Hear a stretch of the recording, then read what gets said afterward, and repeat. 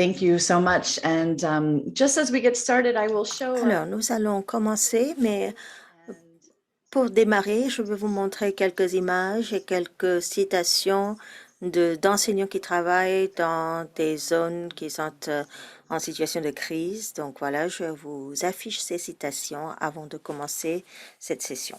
Merci.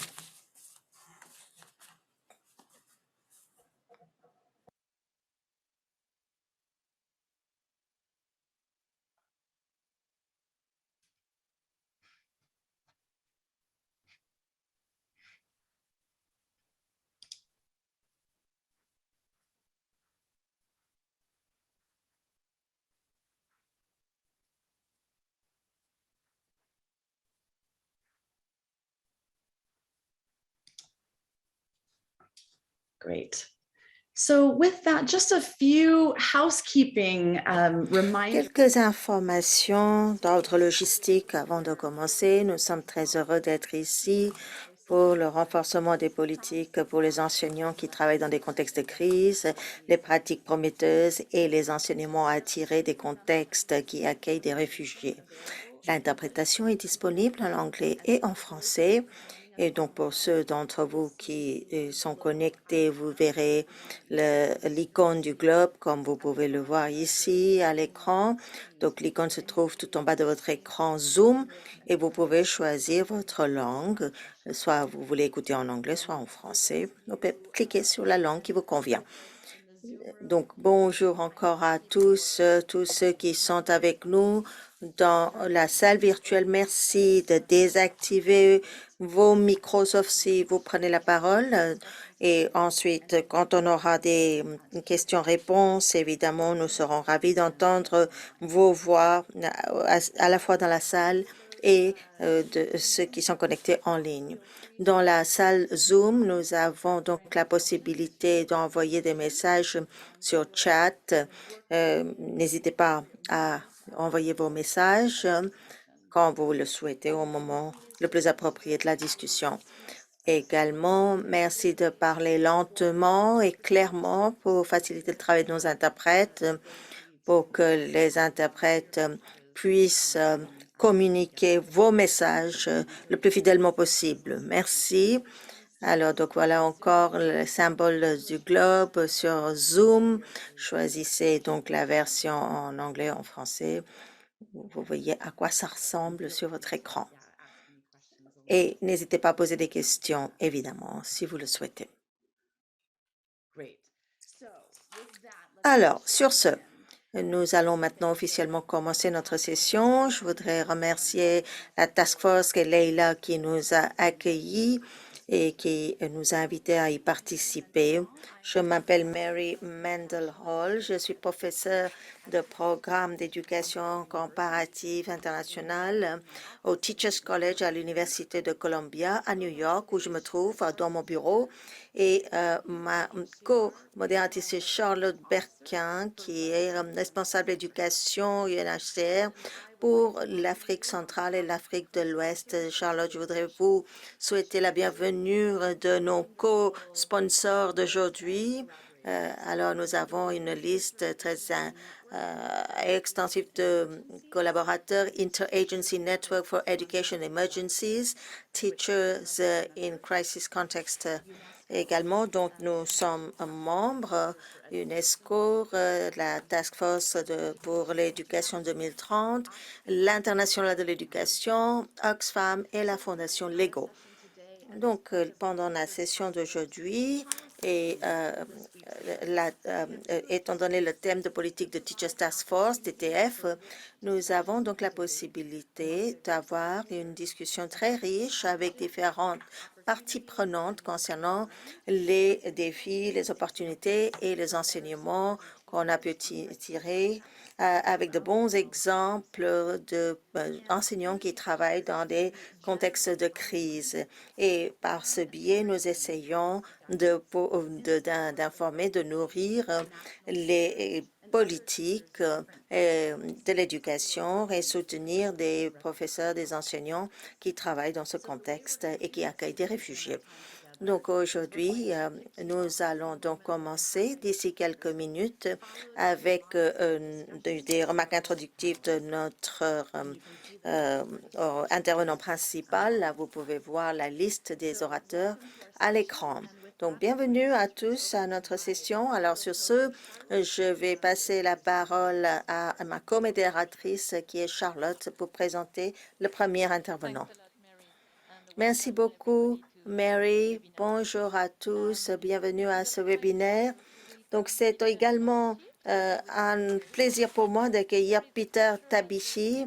Peter qui est professeur dans le Kericho Mixed Day Secondary School à Pwani Village au Kenya. Il était également lauréat du Global Teacher Prize 2019 et également personne de l'année du Kenya des Nations Unies en 2019. Il a été choisi de 10 000 personnes qui enseignent dans les coins les plus reculés du monde, dans des villages, dans les quartiers défavorisés pour l'inclusivité, et il se bat également pour les droits des enfants. Sa communauté est un exemple et qui incarne les défis qui sont posés à cause du système éducatif, et il fait tout pour éduquer la génération des enfants à venir. Et Peter, merci, vous avez la parole.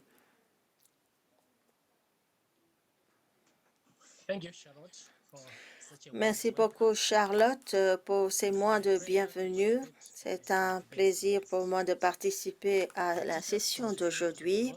Les enseignants contribuent à la croissance, au bien-être de leurs apprenants, des familles et des communautés auxquelles ils appartiennent. Et c'est très important en temps de paix, mais encore plus important quand il y a un conflit, quand il y a des déplacements des populations, etc. Les enseignants jouent des rôles multiples et endossent de multiples responsabilités dont vous êtes tous conscients. Cela comprend déjà enseigner dans leur salle de classe, offrir un soutien psycho-affectif aux apprenants, engager avec les communautés, et très souvent, ils endossent également des rôles supplémentaires si nécessaire. La pandémie du COVID-19 a totalement modifié le contexte et a renforcé ou alourdi plutôt la charge du travail des enseignants. Alors, les enseignants doivent donc enseigner, consulter et même encourager les apprenants à retourner à l'école dès que possible. Les apprenants sont maintenant sous pression. Il faut qu'ils apprennent, il faut qu'ils se marient, il faut qu'ils fondent leur famille, etc. Pendant la pandémie, au niveau personnel, j'ai commencé un projet dont l'objectif était d'aider les enfants venant des familles défavorisées à continuer à apprendre pendant cette période difficile. Et cela voulait dire offrir donc aux enfants des téléphones mobiles parce qu'ils n'ont pas souvent n'ont pas d'ordinateur, ni fixe, ni portable. Donc, il fallait qu'ils se dotent de téléphones mobiles. Parfois, il y a même un problème de connexion parce qu'il n'y a pas vraiment de Wi-Fi. Et ils ont quand même réussi à avoir un soutien en ligne. C'était fait en collaboration avec d'autres enseignants, des parents et des établissements du quartier. Nous nous sommes concentrés sur le mentorat de ces apprenants. Pendant la pandémie, j'ai également travaillé et participé à de nombreuses réunions régionales avec d'autres enseignants, avec d'autres éducateurs venant du monde entier pour pouvoir apprendre à travailler dans ce contexte avec la fermeture des établissements scolaires. Avant la pandémie, j'avais commencé à travailler avec d'autres enseignants du Kenya pour aider les familles à privilégier l'enseignement. Les enseignants doivent accomplir leurs tâches et c'est très difficile pour eux d'avoir le soutien nécessaire pour apporter un enseignement de qualité aux générations futures. La situation est très différente d'un pays à l'autre, d'une situation à l'autre. C'est beaucoup plus compliqué là où il y a une crise. Et les enseignants travaillant dans ce contexte sont confrontés à de nombreux défis, y compris des problèmes de pratique de recrutement, il y a des barrières à la certification et il y a l'absence d'opportunités professionnelles. Nous prêtons beaucoup d'attention à l'importance du bien-être des apprenants, mais qu'en est-il du bien-être des enseignants? Ce qu'il faut pour soutenir ces enseignants globalement pour leur bien-être professionnel et personnel, ça c'est très très important parce qu'il leur faut ce genre de soutien. Qu'en est-il des enseignants qui sont réfugiés eux-mêmes et qui sont devenus enseignants et qui doivent enseigner et rendre à la communauté qui est déplacée? Est-ce qu'ils sont reconnus? Est-ce qu'ils sont soutenus? Et est-ce qu'on leur donne les opportunités de continuer à améliorer leurs compétences professionnelles dans le long terme? Qu'en est-il également des enseignants qui ont été déplacés en interne au sein de leur propre pays? Quels sont leurs besoins? Quel soutien leur faut-il pour continuer à travailler?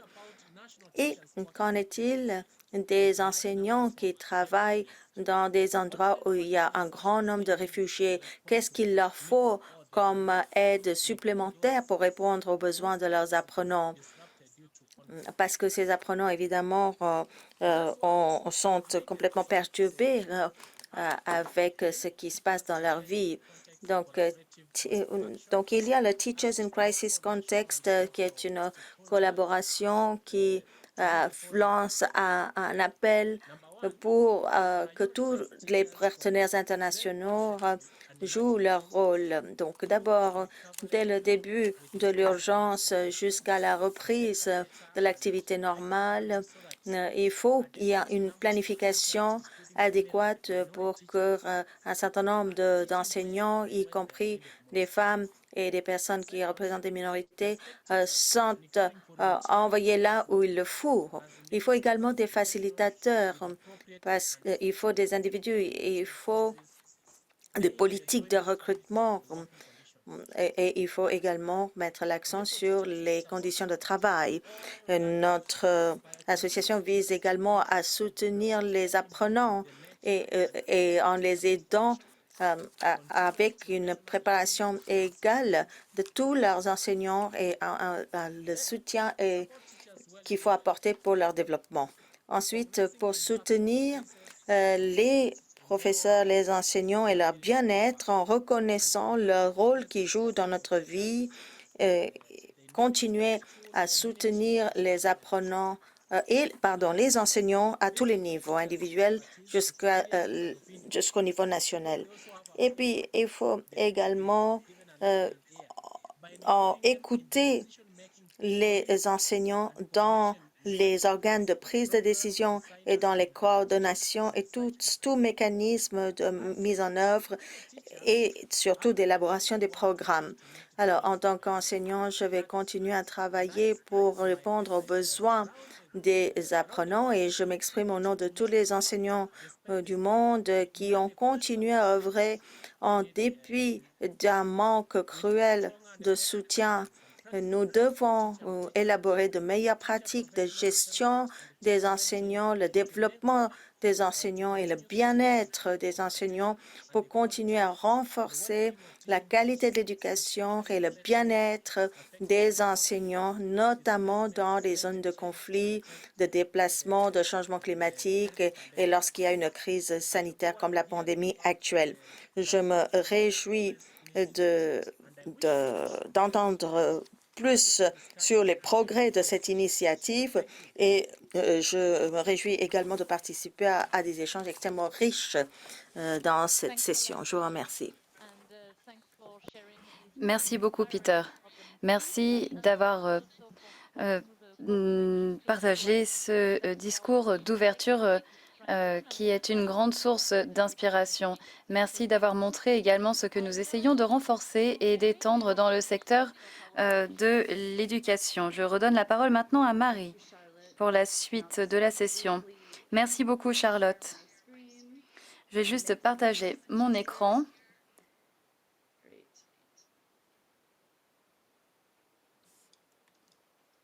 One moment. Alors, juste un instant.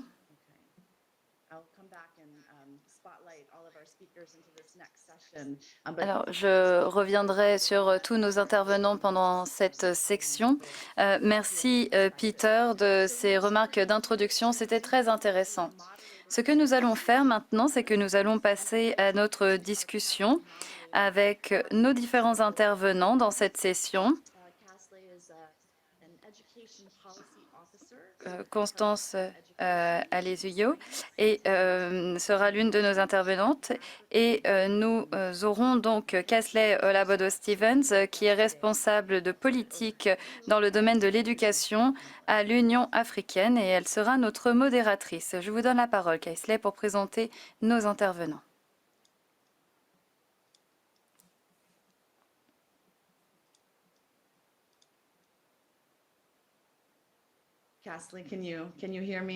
Kasley, est-ce que vous m'entendez? J'espère que vous avez pu vous connecter.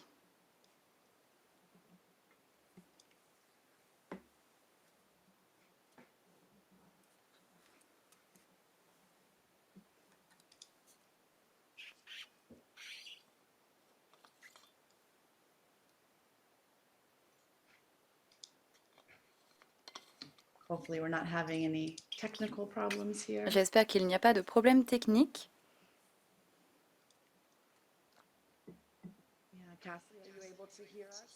Kasley, est-ce que vous nous entendez?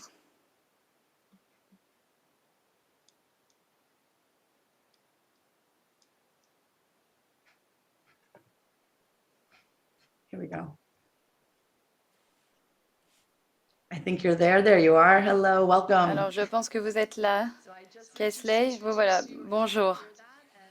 Donc, je viens de vous présenter et je vous donne maintenant la parole pour présenter nos différents intervenants pour aujourd'hui. Merci beaucoup. Nous avons plusieurs intervenants prévus pour notre table ronde. Tout d'abord, Constance Alesuyo de l'Ouganda. Il y aura également Youssouf Hamad du Tchad, Georges Moga Benjamin Kay du Soudan du Sud et Clara Van Prague du Kenya. Tous ces intervenants vont donc contribuer à notre session et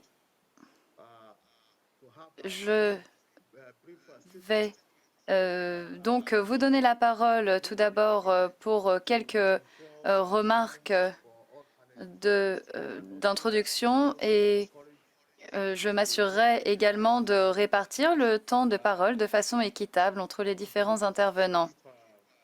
Et nous aurons également des questions qui pourront être posées. Vous pourrez prendre la parole en levant la main. Donc, si vous avez des questions ou si vous avez des commentaires, vous pouvez utiliser la fonction vous permettant de lever la main pour demander la parole. Nous demandons également au public, ou plutôt nous vous signalons que vous pouvez taper vos questions ou vos commentaires, vos contributions dans la fonction chat. Donc, merci à tous. Alors, j'espère que vous êtes tous prêts. Et nous allons commencer par les questions du jour pour nos intervenants. La première question s'adresse à tous les intervenants. Nous savons que l'enseignement, l'éducation pour les réfugiés est un point fondamental et nous savons également qu'il y a un grand nombre de personnes qui travaillent dans ce domaine. Donc, ma question est la suivante. Comment pouvez-vous décrire l'environnement en termes de politique d'éducation pour les enseignants qui interviennent auprès des réfugiés au niveau national et au niveau régional? Donc, je vais donc demander aux différents intervenants, Constance, Clara, Youssouf et Benjamin, je vais vous demander donc de répondre à cette première question, s'il vous plaît. Merci. Bonjour. Bonjour à tous depuis l'Ouganda. Alors, pour ce qui est de l'environnement politique en Ouganda, nous avons une politique en matière de réfugiés qui est assez progressiste, qui permet aux réfugiés de travailler. Et nous avons également un cadre pour l'éducation qui prévoit que les enseignants certifiés peuvent intervenir auprès des apprenants réfugiés. Nous avons donc des enseignants qui interviennent auprès des différents groupes de réfugiés en Ouganda. Il s'agit généralement d'enseignants ougandais. Ils sont généralement certifiés. Et donc, en termes de recrutement, nous recrutons une grande partie d'enseignants ougandais, mais environ 10% des enseignants sont eux-mêmes des réfugiés, car nous avons un grand besoin d'enseignants. L'un des problèmes que nous rencontrons, c'est que certains enseignants que nous pourrions recruter et qui sont eux-mêmes des réfugiés n'ont pas forcément de justificatif à leur disposition pour attester de leur qualification, car ces certifications ont peut-être été perdues lorsqu'ils ont dû fuir leur pays. Donc nous avons des politiques pour assurer la professionnalisation des enseignants afin de s'assurer qu'il y a différents parcours professionnels disponibles pour les enseignants. Cela leur permet donc d'avoir différents types de carrières, notamment en termes de spécialisation ou en termes de fonctions de leadership. Et c'est très important pour nous d'un point de vue du développement professionnel continu des enseignants. Et nous avons donc mis en place un plan d'action pour l'éducation qui nous a permis d'améliorer cette situation ces dernières années. Et donc, nous nous assurons qu'il y a différents types de formations qui sont disponibles, notamment des formations assez brèves pour les enseignants qui doivent intervenir en situation de crise ou d'autres formations plus formelles et plus théoriques. Nous avons également un système d'information pour les enseignants. Tous les enseignants certifiés peuvent accéder à cette plateforme en ligne et cela nous permet également d'avoir une base de données des enseignants certifiés. Cela nous permet donc d'opérer un certain suivi. Voilà, donc j'en reste ici pour l'instant afin de laisser la parole aux autres intervenants. Merci beaucoup, Constance. Constance a souligné certains des besoins en termes de politique publique.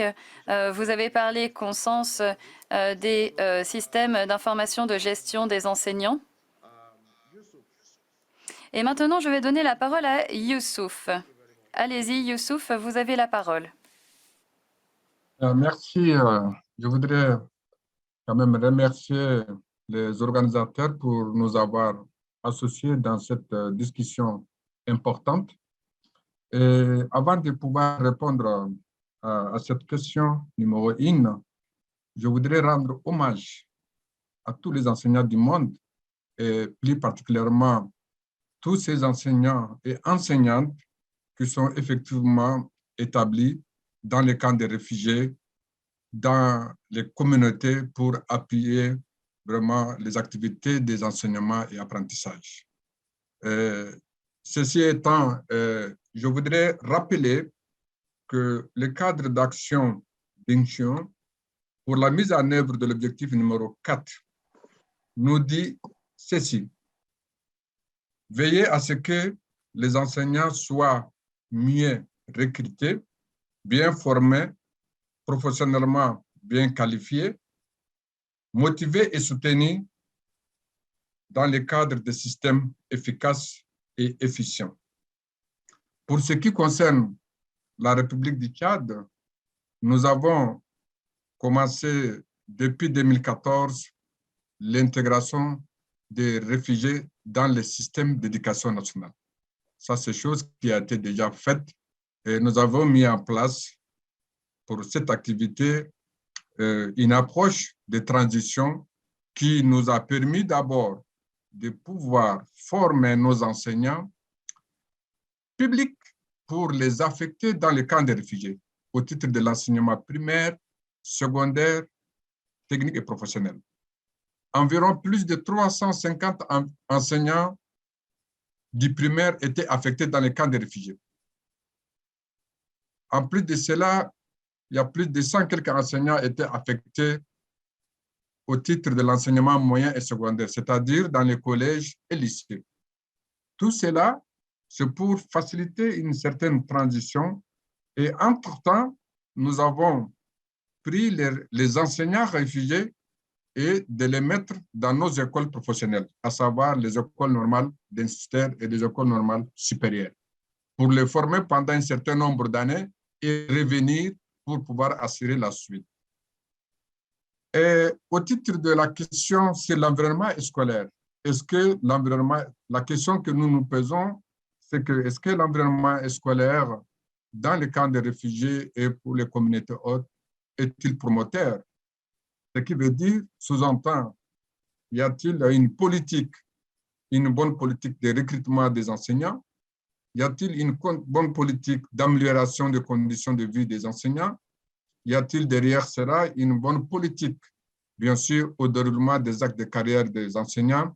Également, y a-t-il une politique de professionnalisation des enseignants?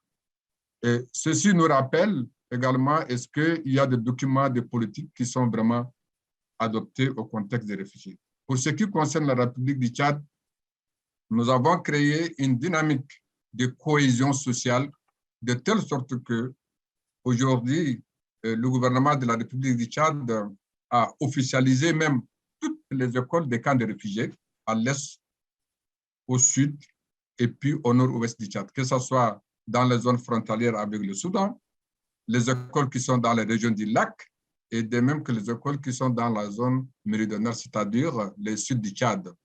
Tout cela, c'était pour faciliter une intégration. Et comme nous le savions tous ici, que toute personne est potentiellement un jour réfugiée dans le monde. Et les réfugiés, pour nous, au sens tchadien, sont nos frères, sont nos amis, ils ne sont pas autres. Et à partir du moment où l'éducation, c'est un droit et facilitateur des autres droits, donc le Tchad en a amorcé l'intégration de ces réfugiés. Mais aujourd'hui, nous sommes en train de réajuster notre politique en matière des enseignants, notamment les réfugiés, les déplacés, et ainsi que les enseignants communautaires qui sont les contractuels, dans un plan de politique globale, c'est-à-dire dans notre plan sectoriel de l'éducation. De telle sorte que, et dans ce plan, nous allons essayer de faire de sorte que cela inclut une perspective d'équité. S'il y a des activités de formation, bien entendu, les enseignants qui sont dans les camps de réfugiés ne sont pas exclus par rapport à l'action du gouvernement.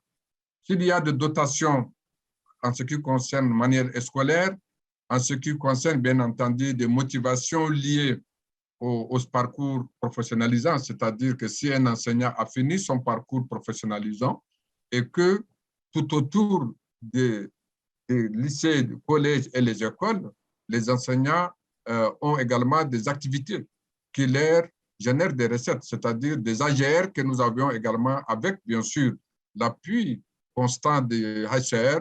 Nous avons mis en place dans certains endroits des approches de la mise en place en fait des AGR. Ces activités génératrices de revenus permettent aux enseignants réfugiés d'entreprendre autour du projet d'école. Et tout cela, c'est dans la vision d'améliorer, bien entendu, l'environnement scolaire. Et ceci dit, ça, ce sont un certain nombre d'actions que le Tchad a fait. Mais aujourd'hui, en ce qui concerne un certain nombre de défis existent. La question est maintenant les défis liés, bien sûr, à cette insécurité sociale. C'est-à-dire qu'aujourd'hui, les camps de réfugiés, là où les communautés hautes et déplacées se trouvent, derrière cela, il y a un ennemi mondial qui sont les terroristes, en ce qui concerne la région du lac Tchad. Et ces terroristes mènent une guerre invisible. Et donc, en cela, donc, le gouvernement aujourd'hui, la stratégie qui a été amorcée, c'est de pouvoir sécuriser d'abord les frontières afin que les activités de l'éducation puissent continuer.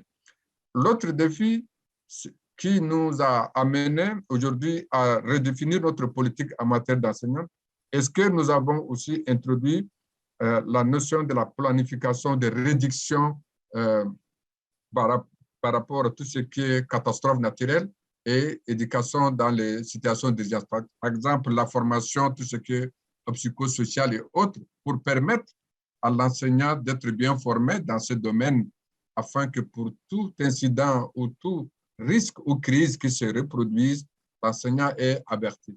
Donc voilà, sur ça, je ne vais pas prendre autant de temps et je vais devoir m'arrêter à cela et peut-être s'il y a des questions, je vais répondre. Merci.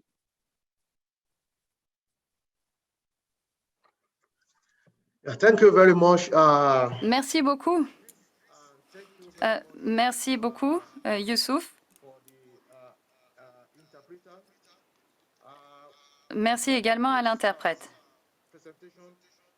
D'après cette intervention, nous voyons qu'il y a un besoin réel de politique publique, de professionnalisation également pour le métier d'enseignant.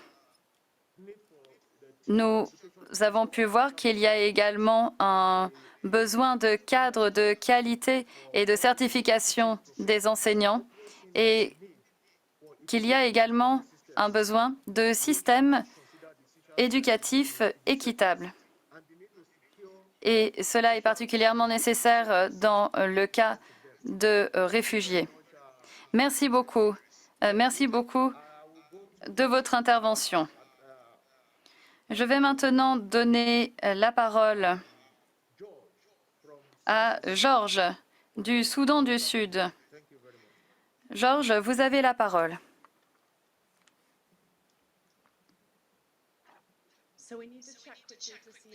Alors, il faut que l'on vérifie rapidement si M. Moga a pu se connecter à la réunion. Je vois qu'il y a eu une connexion depuis un téléphone Galaxy. Alors, je ne sais pas si c'était M. Moga ou pas, mais je n'ai pas l'impression qu'il soit avec nous, en tout cas.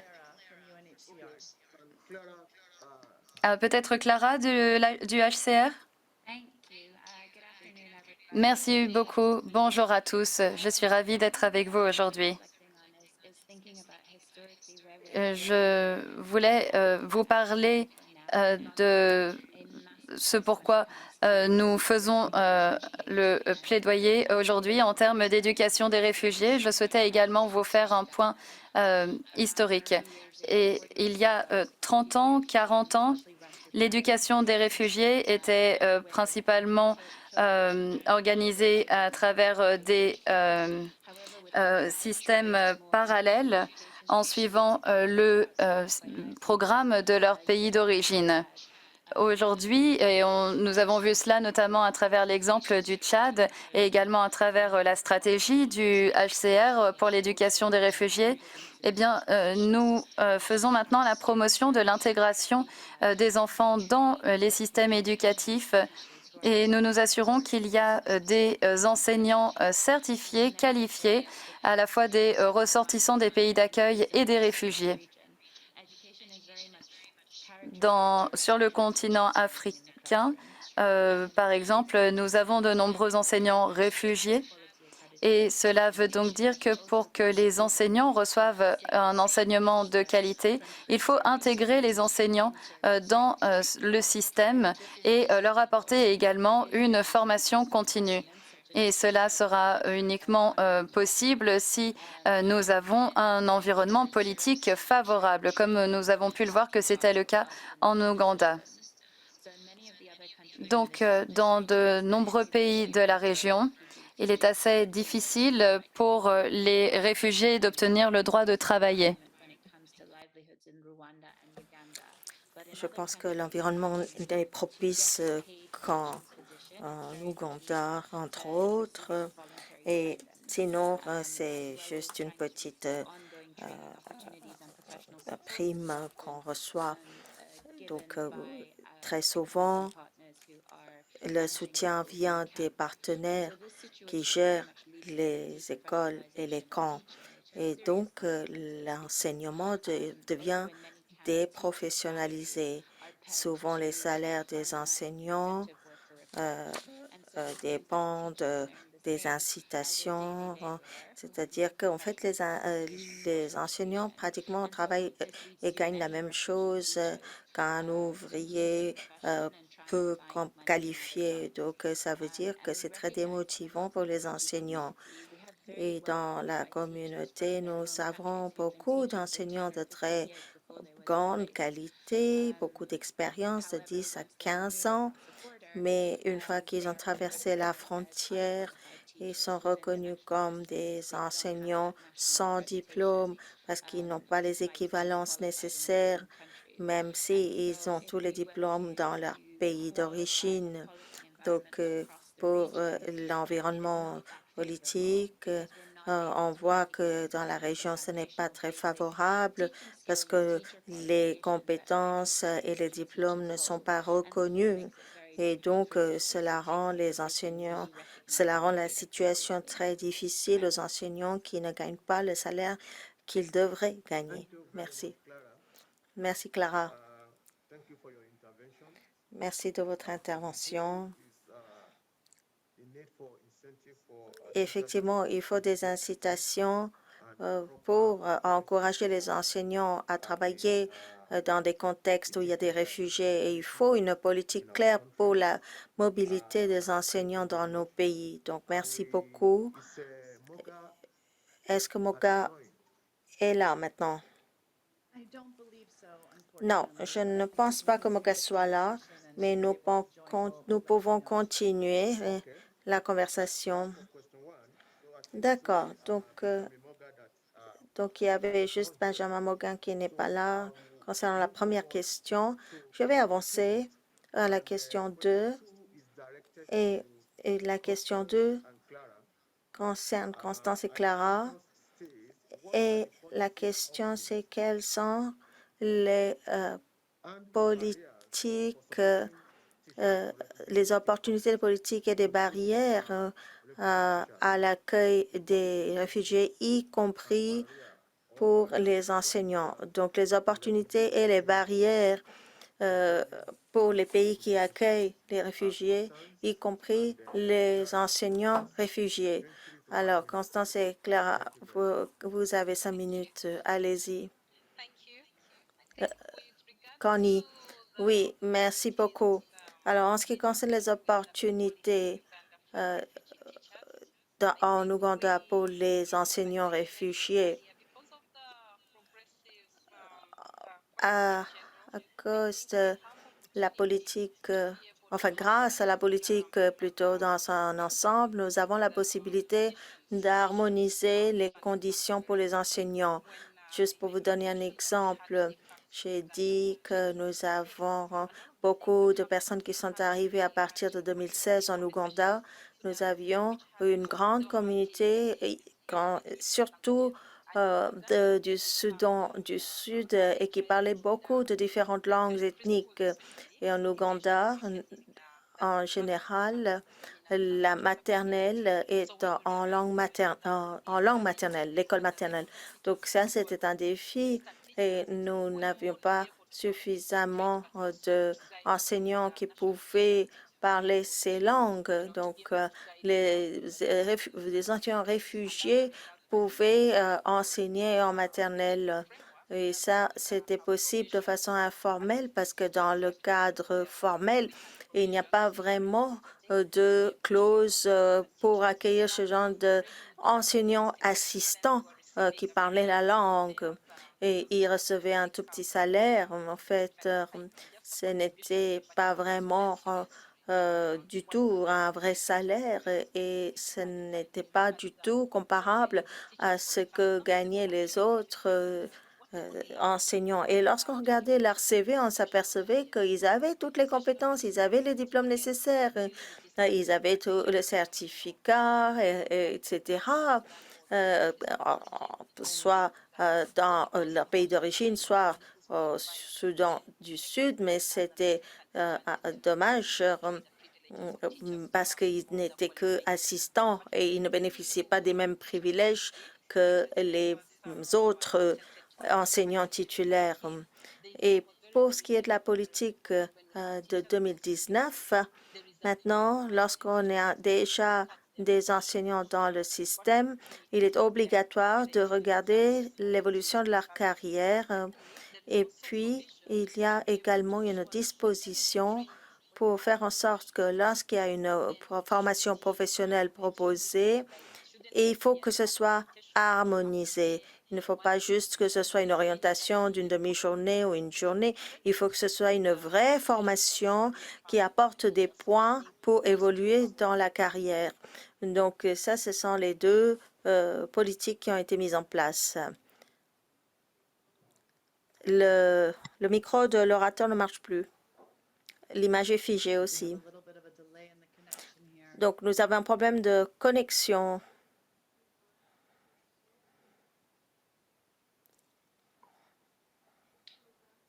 Hopefully it will reset. And if not, maybe we need to Alors, move to another je speaker. pense qu'il faut qu'elle rafraîchisse sa page. Nous allons peut-être passer à un autre orateur pour gagner du temps. Clara, allez-y. Okay, thank you for your intervention, Clara. You can go ahead. Allez-y, Clara. Merci. Oui, donc Connie disait quelque chose de très important, c'est la barrière qu'on rencontre fréquemment lorsqu'il s'agit des diplômes des enseignants réfugiés qui ne sont pas reconnus dans les pays d'accueil. C'est vraiment dommage parce que cela veut dire que les enseignants n'arrivent pas du tout à exploiter leur potentiel pleinement. Et c'est pour cela qu'il faut des mesures positives, comme Ouganda a dit. Il faut reconnaître des diplômes de ces enseignants. Et même au niveau régional, nous constatons de nombreuses mesures positives. Par exemple, en 2017, les pays de IGAD, les 7 pays, sont rencontrés à Djibouti pour signer la déclaration de Djibouti qui consistait à faire un engagement pour accueillir ces enseignants et reconnaître leurs diplômes. Donc, il y a une plateforme maintenant internationale pour que les pays puissent avoir une approche régionale et même des politiques au niveau des pays doivent maintenant être avantageuses pour tous les enseignants, pas seulement les locaux, mais également des réfugiés. Et il faut vraiment qu'il y ait un système d'équivalence.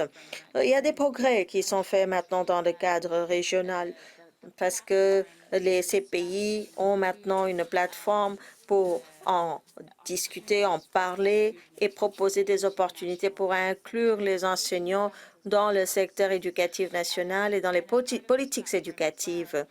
Et quant à cette plateforme, le GIZ, avec la coordination des ministres de l'Éducation en Ouganda, même au Soudan, ont élaboré des formations pour les enseignants pour soutenir les enseignants réfugiés qualifiés pour accéder à une petite formation rapide pour pouvoir enseigner le programme des pays d'accueil. En fait, les compétences pédagogiques sont transférables, sont exportables, mais après, il faut qu'ils puissent faire en sorte que leurs compétences, qualifications professionnelles sont mises à jour pour répondre aux besoins des pays d'accueil.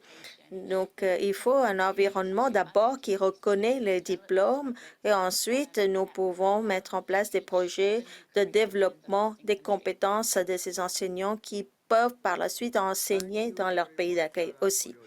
Merci beaucoup, Clara, pour votre intervention. I will also give opportunity to Je voudrais maintenant donner la possibilité à M. Youssouf de faire une intervention également, si vous le souhaitez. Oui, merci beaucoup. Je vais aussi compléter mon collègue en ce sens que pour la question numéro 2, par rapport à la question d'opportunité ou de barrières en termes d'accès des enseignants réfugiés. Bon, pour ce qui concerne le Tchad, effectivement, les défis tout au début, quand nous avons reçu les réfugiés soudanais, donc c'était beaucoup plus linguistique, parce que nous avons accepté avec leur propre curriculum. Et 10 ans après, nous nous sommes rendus compte que ce n'était pas la bonne manière et donc nous avons essayé de faire la conversion. Mais ça nous a pris beaucoup de temps et un investissement financier et autres. Et maintenant, ce qui est vraiment important, c'est ce que nous avons réussi à faire au Tchad. Nous avons pour les réfugiés soudanais, par exemple, qui avaient obtenu des diplômes dans nos écoles professionnelles. On a mis en place une commission régionale. Dans cette commission, donc l'UNHCR, l'UNESCO, toutes ces entités multilatérales ont pris part et nous avons fait un système d'homologation et de reconnaissance du diplôme. Et lorsqu'il y avait eu cette opération de rapatriement de certains réfugiés enseignants au Soudan, donc le diplôme était reconnu. Et ça, c'est quand même c'est un exemple concret. Voilà. Et de même, ce qui nous a permis, comme leçon apprise, de pouvoir maintenant travailler dans ce sens et interroger même les réfugiés par rapport à eux, leurs sollicitations, par rapport à eux, ce qu'ils veulent devenir dans nos... On leur laisse plus de choix pour aller dans nos écoles professionnelles.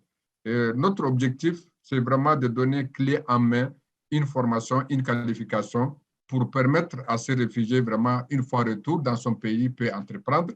Au pire des cas, dans notre propre pays, il y a des opportunités de travail qui existent. Le fait d'embaucher un réfugié à travers les différentes entreprises qui existent comme des contractuels, c'est déjà des possibilités qui existent. Voilà. Et moi, je pense qu'en conclusion, il faut tenir compte de ces barrières d'ordre vraiment linguistique. Et ça, c'est quand même quelque chose vraiment d'important. Et aussi l'environnement sécuritaire. Si l'environnement sécuritaire n'est pas favorable, donc les réfugiés enseignants ne peuvent pas vraiment entreprendre. Merci.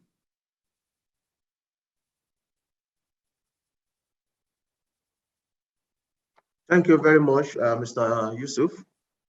Merci beaucoup. Merci, M. Youssouf, pour votre intervention. Alors, Constance, en fait, nous avons perdu Constance Connie lorsqu'elle parlait. Donc, je ne sais pas si elle est de retour avec nous. Je ne sais pas si elle veut rajouter quelque chose à ce qu'elle a déjà dit. Oui, vraiment désolée. Je vais couper la vidéo pour avoir une meilleure qualité audio. Alors, juste pour vous parler des opportunités et le cadre politique. Et donc, pour examiner le bien-être et la rémunération des enseignants, maintenant, nous pouvons espérer avoir une harmonisation des salaires parce que sinon, avant, il y avait deux systèmes parallèles pour la formation, pour le recrutement et pour la gestion des enseignants. Et maintenant, il y a ce plan et du ministère de l'Éducation qui veut gérer la transition des enseignants qui vont passer à la vitesse supérieure. Et du coup, le but est d'harmoniser également les salaires des enseignants locaux et des enseignants réfugiés. Et donc, ça, c'est quelque chose que le gouvernement veut mettre en place. Donc, ceux qui travaillent avec les réfugiés, de toute façon, étaient moins bien payés que les autres. et on essaye de gérer ce nouveau système avec un salaire minimum assuré, garanti. Ce n'est pas suffisant étant donné le coût de la vie, mais c'est quand même un pas dans la bonne direction pour qu'on puisse vraiment veiller au bien-être de nos enseignants. Donc, je pense que c'est quelque chose de positif. Merci beaucoup, Connie. Merci. While Clara was, Quand Clara parlait, she briefly elle mentioned the s'est référée à la déclaration de Djibouti from the speakers, et je voudrais Mr. Yusuf, demander à tous les intervenants, Clara, Youssouf et Connie, est-ce que vous pouvez parler de cette déclaration de Djibouti et sa mise en œuvre? Merci. Oui, je peux peut-être parler davantage de cela. En 2017, les 7 pays de IGAD qui c'était Éthiopie, Somalie, Kenya, Ouganda, Soudan, Soudan du Sud, et j'oublie un pays, dit Clara, Djibouti, bien sûr. Donc, ils sont tous réunis à Djibouti. Les ministres de l'Éducation ont signé une déclaration à Djibouti qui contenait de nombreux engagements pour l'inclusion des réfugiés dans le système éducatif national. Et ainsi, ils se sont également engagés à développer des plans sectoriels nationaux pour inclure les réfugiés avec un budget et approprié à l'inclusion des réfugiés. Il y avait également des choses comme la qualification et la formation des enseignants et les opportunités pour l'éducation supérieure. Donc, les réfugiés qui ont été déplacés pourraient également faire valoriser leurs diplômes universitaires dans les autres pays. Donc, ça, c'est un processus où il y a des réunions de haut niveau avec le secrétariat de IGAD qui nous informe des progrès concernant la déclaration de Djibouti et également pendant le GRF. Donc, c'est le cadre mondial pour les réfugiés. Donc, c'est vraiment grâce à ces pays qui ont fait ces engagements que nous pouvons avancer. C'est un excellent outil de plaidoyer.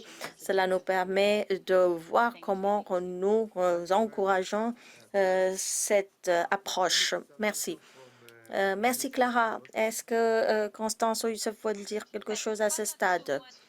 Alors, je voudrais juste rebondir sur ce que Clara vient de dire et elle a parlé des engagements dans la déclaration de Djibouti et effectivement, il y avait le plan budgétisé des coûts. Le secrétariat a été mis en place pour renforcer la coordination et gérer la transition de l'humanitaire vers le développement et également identifier les priorités et également identifier où il fallait mobiliser des ressources en incluant également les collectivités locales parce qu'il fallait savoir comment soutenir les points, les clés, ce qui était le plus important, et faire le plaidoyer en faveur de ces éléments. Et dans le plan de mise en œuvre, nous avons un programme pilote fondé par donc la collaboration IGAD-GRF et nous avons choisi une centaine d'enseignants qui reçoivent une formation en réponse à une évaluation des besoins. Les enseignants et les apprenants devaient répondre à un questionnaire pour exprimer leurs souhaits et de nous dire quel type de soutien il leur fallait. Donc, il fallait que les compétences soient en adéquation avec les besoins. Il fallait veiller au bien-être physique et mental des enseignants et des apprenants. Donc, un module de formation pilote a été mis en place. Et c'était très, très intéressant parce qu'on a inclus les instructeurs et ils ont Donc, des formateurs ont passé également une formation avant de devenir formateurs. Et puis, nous avons réussi à avoir un retour d'information à la fois des formateurs que des participants. Donc, il y a des pas vraiment très significatifs en avant pour pouvoir atteindre et réaliser les objectifs de la déclaration de Djibouti. Merci. Merci, Constance. Mr. Yusuf, your hand was. Monsieur Youssouf, est-ce que vous voudrez dire quelque chose? Est-ce que vous Oui. voulez intervenir? Oui, bien, merci. Merci beaucoup. Effectivement, nous n'avons pas pris part à cette initiative qui a été sanctionnée par la déclaration de Djibouti parce que le Tchad en a déjà fait, parce que nous avons inclus tout ce qui est réfugié, déplacé ou retourné dans notre plan sectoriel de l'éducation. Ça se fait déjà en 2017. Le Tchad en a eu à intégrer dans son plan sectoriel tout ce qui est question de réfugiés. Ce qui fait qu'aujourd'hui, si nous prenions l'exemple du lac Tchad, il y a des enseignants qui sont dans les camps de réfugiés et qui sont pris en charge par le financement de ce plan sectoriel du Tchad, le plan intérimaire du Tchad. Donc ça, c'est vraiment un fait concret. Et par la suite, de même que ces enseignants ont bénéficié beaucoup de formations, à savoir la formation sur au risque des mines, au risque des catastrophes naturelles, conflits, et également au psychosocial. Donc, et des formations également étaient diffusées dans le domaine de l'amélioration et du renforcement de la résilience du système éducatif. Et donc, pour nous, les Tchad, ça, c'est quelque chose qui est déjà fait. Et le défi qui existe, c'est le défi lié au financement. Parce que un plan sectoriel, vous pouvez, c'est un document stratégique, c'est un document de politique nationale, mais un plan est budgétisé. Et compte tenu du fait qu'aujourd'hui, avec les mouvements et les déplacements et l'afflux massif des réfugiés dans notre contexte, la demande d'éducation est grande, mais les ressources financières sont également rares. Et c'est ce que l'État tchadien est en train de faire en ce moment. Nous nous focalisons beaucoup plus vers les priorités.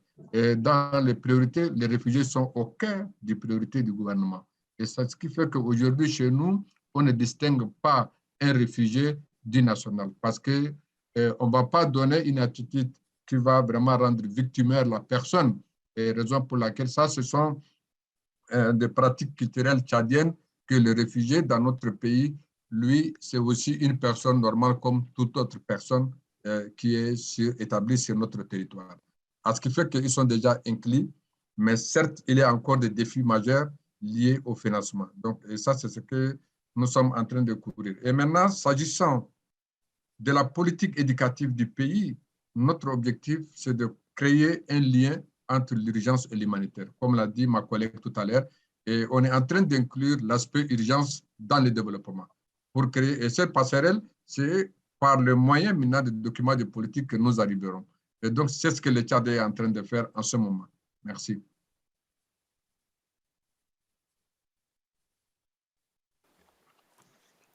Thank you very much, Yusuf. Merci beaucoup, Youssouf. Thank you for the Merci de votre intervention. Je pense que nous avons maintenant eu un bon aperçu des différentes barrières à l'élaboration des politiques publiques et nous avons également abordé la question de la déclaration de Djibouti. Alors maintenant, je vais laisser un peu de temps aux participants qui assistent à cette session pour taper leurs questions dans le chat. J'aimerais en attendant poser une autre question. C'est une question qui s'adresse à Youssouf et à Monsieur Moga. Malheureusement, Monsieur Moga n'a pas pu se joindre à nous. Alors, Youssouf, c'est une question qui s'adresse à vous directement. Et ensuite, je laisserai Clara et Constance ajouter quelque chose si elles le souhaitent. La question est la suivante. Quels sont les défis en termes de politique nationale d'éducation? Souhaitez-vous que les acteurs de l'éducation gardent à l'esprit dans le domaine de l'enseignement pour les réfugiés? Donc, quels sont les défis en termes de politique au niveau national que vous souhaiteriez voir pris en compte par les parties prenantes? Qu'est-ce qui devrait faire l'objet d'un soutien particulier pour l'enseignement auprès des réfugiés et des personnes déplacées? Bien, merci pour cette question qui est bien entendu très pertinente, qui mérite également une réponse de ma part. D'abord, de façon stratégique, en ce qui concerne les défis liés à la prise en compte, bien entendu, des réfugiés, d'abord, les pouvoirs publics, en ce qui concerne c'est ce que nous avons comme vision. L'éducation, quand même, c'est l'affaire de tous. L'éducation ne peut pas faire l'objet de simples affaires de l'État. Tous les partenaires du monde, les gouvernements, la société civile, tous doivent aider dans la mise en œuvre de l'éducation. Et dans cette optique, aujourd'hui, les pouvoirs publics sont appelés à mettre en place des plans et des programmes de politique nationale. Et il faudrait que ces documents de politique nationale incluent cette perspective d'équité. Tout le monde doit être dans ce plan. Réfugiés, déplacés, retournés, nationaux et autres doivent être dans ce plan. L'éducation, c'est la balance. L'éducation, c'est vraiment l'équité. Et il faudrait également permettre aux enseignants de diversifier leurs opportunités de revenus, d'apprentissage et d'améliorer également la résilience de leur famille et également permettre de prévenir aux chocs externes. Et tous ces outils et mécanismes est l'émanation du plan sectoriel de l'éducation.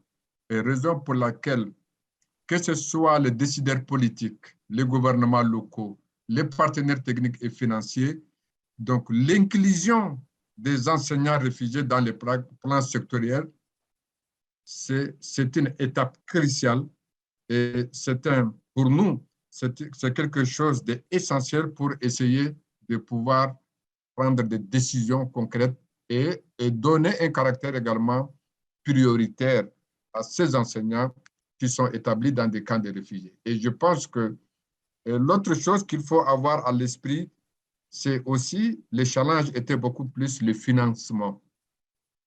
On a aujourd'hui des structures, des écoles professionnelles pour lesquelles les portes sont ouvertes aux enseignants de façon même prioritaire, aux réfugiés, aux déplacés et aux retournés. En bref, tout ce qui est dans une situation de précarité et de vulnérabilité. Mais bien entendu, l'ouverture de ces écoles et autres, ce n'est pas une question d'accueillir des réfugiés, mais plutôt c'est une question de droit. C'est une question de droit social, c'est une question de droit international où les pouvoirs publics sont amenés à garder de l'attention. Et pour l'exemple du Tchad, aujourd'hui, la question, par exemple, liée au curriculum, parce que tout ce qui se dessine doit faire l'objet, bien entendu, de nos curricula. Il faudrait élaborer des curricula qui tiennent compte de ces réalités du monde enseignant issu des réfugiés. Donc, les réfugiés, on ne veut pas donner chez nous au Tchad, de façon culturelle, une connotation de réfugiés. Cette appellation, elle est proscrite chez nous. Elle est interdite. Donc, on dit, monsieur l'enseignant tel. Mais il faudrait, ce que je vais dire, chez nous, il y a des réfugiés qui travaillent. Bon nombre de réfugiés qui sont autour des camps, qui travaillent dans les AGR. Et il y a des enseignants réfugiés qui enseignent dans les écoles environnantes, au niveau des communautés hautes. Et ça, c'est quand même, ce sont des documents de politique actuelle qui ont favorisé cette cohésion au niveau national pour permettre aux enfants de réfugiés d'être dans les lycées environnants et bien entendu aux enfants maintenant des communautés hautes d'aller dans les camps de réfugiés pour prendre des cours. Tout cela, nous sommes en train de favoriser une bonne vraiment politique d'équité afin de pouvoir adresser les enseignements et les apprentissages. Maintenant, l'autre chose qu'il faut avoir à l'esprit, c'est la question des crises des enseignements et des apprentissages. Aujourd'hui, la question de la qualité de l'éducation, c'est quand même un défi pour tous les pays presque, parce que déjà, plus on a tendance à former des meilleurs enseignants, plus déjà il y a une démotivation liée par rapport à certaines politiques incitatives, c'est-à-dire la question de rémunération, etc., etc. Et donc, moi, je pense qu'il faut élaborer de bons documents de politique. Et dans ce document de politique, il faudrait vraiment prendre en compte la question maintenant de la protection sociale, c'est-à-dire un environnement meilleur que l'enseignant réfugié doit avoir dans le pays pour adresser ses savoir-faire et savoir-être. Donc, ce sont ces quelques défis que nous sommes en train de, en ce moment, faire face, bien entendu, dans un monde marqué par la situation de COVID-19 et aussi la crise financière.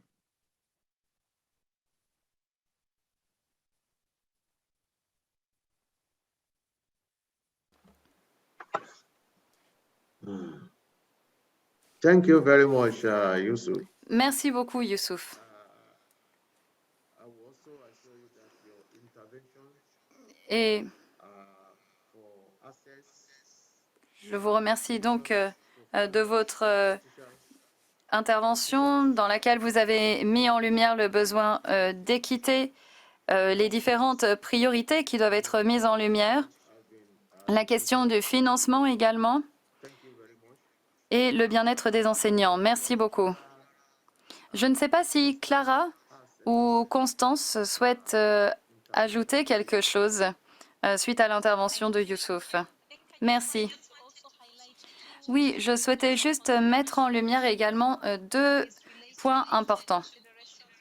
Tout d'abord, en ce qui concerne la possibilité d'attirer et de retenir des enseignants qualifiés.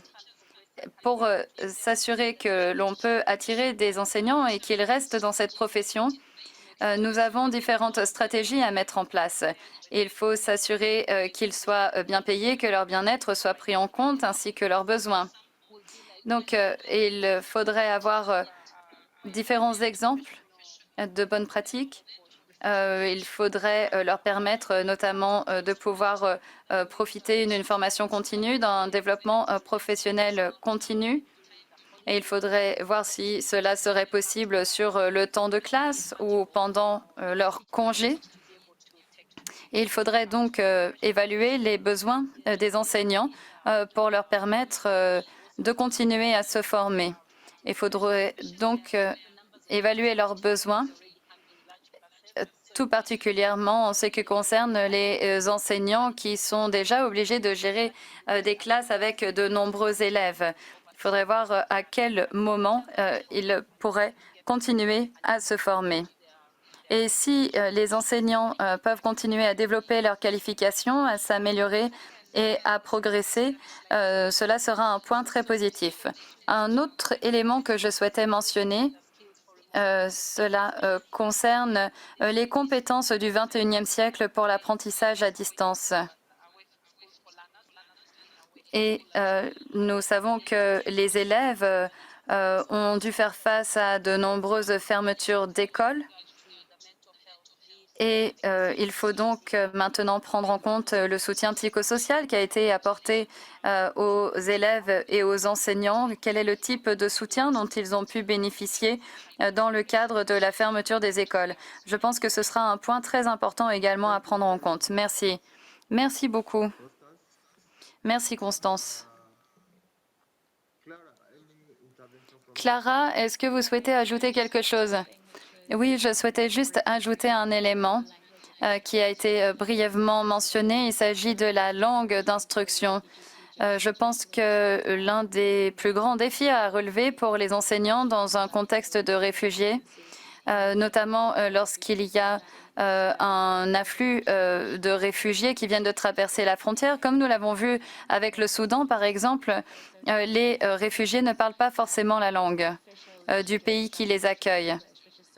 Au Soudan, par exemple, il y a une langue d'enseignement qui est utilisée, qui est l'anglais, et qui est utilisée déjà par de nombreux enseignants. Et cela permet, par exemple, pour les ressortissants du Tigré, d'avoir une transition plus facile. De toutes les façons, il y a des programmes d'enseignement linguistique qui sont disponibles pour les réfugiés et pas seulement pour les enfants, pour les élèves, mais également pour les enseignants eux-mêmes, pour leur permettre d'enseigner le nouveau programme, même lorsqu'ils sont réfugiés. Et ce sont des conversations qu'il faut avoir avec les ministères nationaux de l'éducation. Il faut voir quelle est la langue nationale d'instruction, quelle est la langue parlée par les réfugiés. Il faut voir également si l'on peut continuer à suivre le système ayant fait l'objet d'accréditation. En tout cas, il y a de nombreuses barrières linguistiques qui doivent être surmontées. Merci beaucoup, Clara. Dans un souci de gestion du temps, j'aimerais maintenant passer à la dernière question. C'est une question qui s'adresse à Constance et à Youssouf. La question est la suivante. Quelles sont les étapes qu'il faut suivre pour avoir une véritable innovation dans l'élaboration de politiques publiques? Pour voir qui devrait être impliqué et comment? Et quelles sont les dernières données probantes qui pourraient être prises en compte? Donc, comment prendre en compte les innovations dans l'élaboration de politiques publiques et quelles sont les nouvelles sources de données probantes qui doivent être intégrées dans l'élaboration de ces politiques publiques? Donc, c'est une question qui s'adresse à Constance et à Youssouf. Constance, allez-y. Très brièvement, s'il vous plaît. Merci. Alors, il y a une façon très simple de prendre en compte les innovations, c'est-à-dire que nous devons répondre aux besoins des réfugiés. Il y a des infrastructures qui sont très limitées et nous devons donc faire preuve de créativité.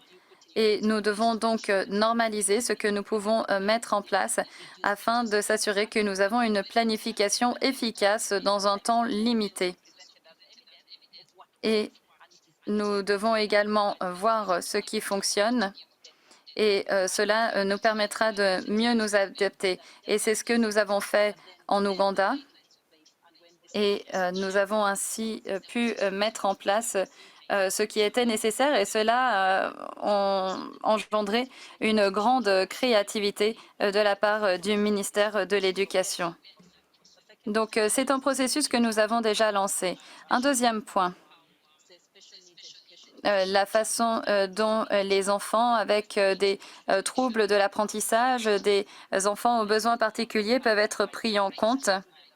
Il faut s'assurer qu'ils puissent acquérir également les bonnes compétences. Et avec la fréquence du suivi, par exemple dans les camps de réfugiés, nous avons une bonne opportunité de savoir ce qui fonctionne pour ensuite avoir un partage de bonnes pratiques, car ce sont des bonnes pratiques qui pourront ensuite bénéficier à l'ensemble du secteur de l'éducation et à l'élaboration de politiques publiques. Merci beaucoup, Constance. Maintenant, je donne la parole à Youssouf, très brièvement, s'il vous plaît. Bien, merci beaucoup pour cette question qui est éminemment pertinente. D'abord, pour les étapes à suivre pour élaborer donc, une politique publique innovante, ce que nous sommes en train de faire au Tchad, d'abord, il faudrait s'inscrire dans la planification stratégique. Et cette planification stratégique doit tenir compte, bien sûr, les besoins, bien entendu, urgents, immédiats des réfugiés. L'autre élément à prendre en compte comme étape, il faut penser également à l'éducation inclusive comme l'a souligné mon collègue tout à l'heure, éducation inclusive, c'est-à-dire que ceux qui ont des besoins spéciaux, ces enfants ne doivent pas vraiment être écartés. Il faudrait voir cette opportunité pour que ces enfants aient droit à l'éducation au même titre que les autres. Troisième dimension, c'est aussi les documents de politique qui doivent tenir compte de la mise en place des activités génératrices de revenus dans les camps de réfugiés et autour de communautés hautes pour créer quand même un environnement scolaire sanitaire. Et donc ça, ce sont des chantiers pour lesquels nous sommes en train de maintenant penser à prendre en compte.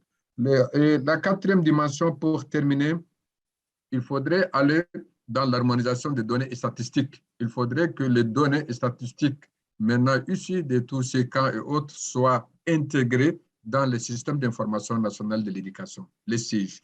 Et ça aussi, ça permet également de mesurer les difficultés et cerner quel type de politique vraiment à mettre en place pour pouvoir ne serait-ce apporter des solutions. Voilà, sur ce, et je termine et encore une fois de plus, je vous remercie. Thank you very much, Yusuf. Thank you Merci for your... beaucoup, Youssouf. Merci de votre intervention. Mary, over to you. Mary, c'est à vous maintenant. Yes, yes. Thank you. Great. Thank you so much, Kathleen. Merci beaucoup à Kaisley et à tous nos panélistes. Nous avons quelques minutes. Maintenant, il faut être très efficace avec notre temps, mais nous avons un petit peu de temps pour prendre quelques questions, pour écouter les voix de la salle à Kigali ou même des participants de notre salle virtuelle. Donc, nous allons juste prendre quelques minutes pour voir s'il y a des questions importantes qui ont surgi suite aux interventions que nous venons d'entendre. Donc, d'abord, de la salle de Kigali, est-ce que Leila ou quelqu'un là-bas peut gérer cette partie? Et sinon, vous pouvez lever la main sur l'écran Zoom. Yeah, we have a comment here. Wonderful. Thank you very much. Bonjour, merci à tous. Ce n'est pas vraiment une question, c'est juste une remarque, parce que le sujet est un sujet extrêmement intéressant. Je m'appelle Ismaël, je travaille pour l'UNESCO et je suis basé à Uganda. Je suis d'accord avec Clara et Connie qui ont évoqué les différents aspects de ce débat. Il est clair qu'il n'y a pas vraiment de politique dédiée aux enseignants dans des contextes de crise.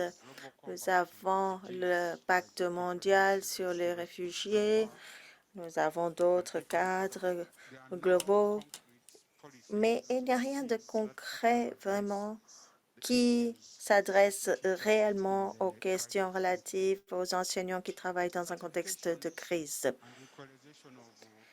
Donc, il y a également l'équivalence des diplômes, comme Connie a dit, et c'est effectivement un très grand problème. Elle a parlé de l'expérience en Ouganda. Et ça, c'est un problème et il faut vraiment une déclaration de politique pour cela. Et je comprends que, en fait, les systèmes d'éducation sont différents dans les différents pays. Donc, il y a forcément un certain nombre de défis liés aux équivalences. L'UNESCO travaille avec le ministère de l'Éducation en Ouganda, avec d'autres partenaires, y compris UNHCR, pour développer des lignes directrices pour aider les ministères de l'Éducation à certifier les enseignants qui travaillent dans des camps de réfugiés. Et j'espère que d'ici l'année prochaine plutôt, qu'on aura des résultats tangibles. Cela comprend également des petites formations de mise à niveau pour les enseignants pour qu'ils puissent être certifiés compétents et ayant des compétences égales aux enseignants locaux pour pouvoir enseigner pas seulement dans les écoles pour réfugiés, mais dans n'importe quelle école en Ouganda. Donc, c'est quelque chose que je voulais signaler parce qu'il y a du travail qui est déjà en cours par l'UNESCO qui travaille avec le ministère de l'Éducation en Ouganda. Merci. Merci beaucoup. Effectivement, Connie, comme le monsieur a parlé de l'Ouganda, est-ce que vous voulez dire quelque chose de votre perspective là-dessus?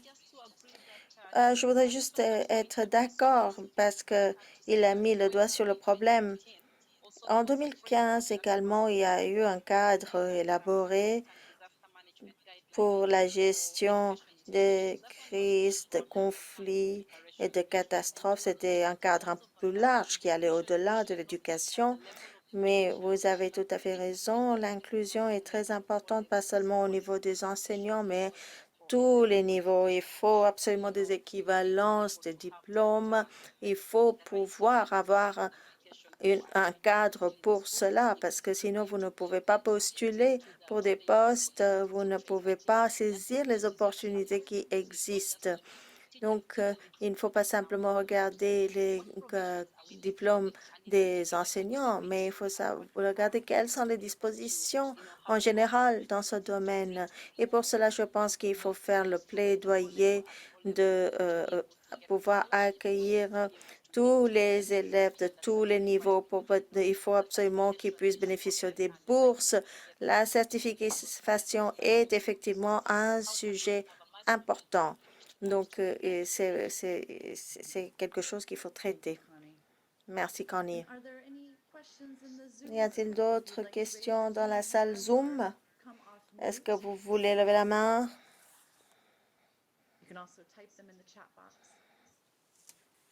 Ou vous pouvez même mettre votre question dans le chat.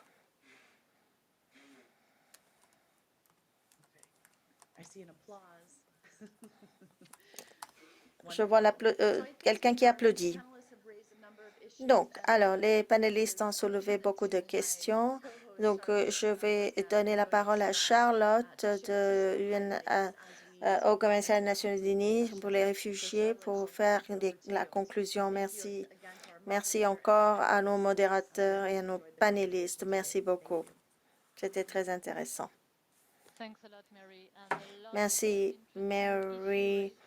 Et effectivement, il y avait beaucoup de sujets très intéressants qui ont été soulevés aujourd'hui. Je vais tenter d'être brève. D'abord, Connie a évoqué le point clé de l'environnement politique et a mis en exergue l'importance d'un cadre politique inclusif qui permet aux réfugiés d'avoir accès à l'éducation et aux emplois dignes et sources de revenus pour les enseignants.